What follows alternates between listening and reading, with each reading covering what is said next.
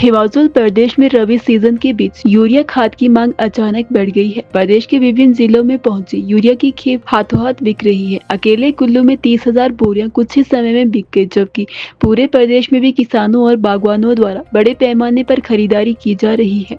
किसानों बागवानों के लिए इफ्को के विक्रय केंद्रों पर यूरिया उपलब्ध करवाई गई है। इसके अलावा हिमफेड भी खाद उपलब्ध करा रहा है।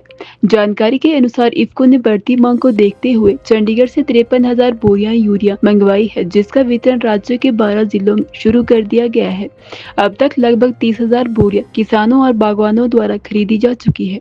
4 माह के सूखे के बाद जनवरी के अंतिम सप्ताह में हुई बारिश और बर्फबारी के चलते कृषि और बागवानी कार्यों में तेजी आई है।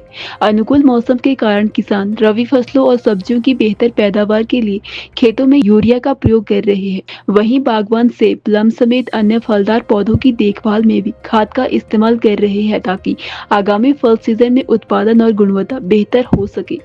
इफ्को के फील्ड अधिकारी रोहित कलोटिया ने बताया कि जनवरी और फरवरी में हुई वर्षा बर्फबारी के बाद मौसम कृषि बागवानी के लिए अनुकूल बना हुआ है। किसानों को खाद की कमी न हो, इसके लिए समय पर अतिरिक्त खेप मंगवाकर विक्रय केंद्रों पर उपलब्ध करा दी गई है।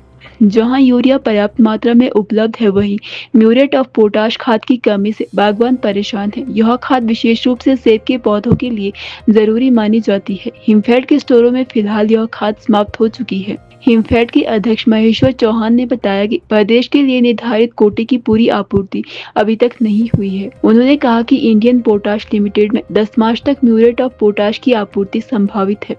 बागवानों का कहना है कि यदि समय पर पोटाश उपलब्ध नहीं हुआ तो सेब के बगीचों पर असर पड़ सकता है।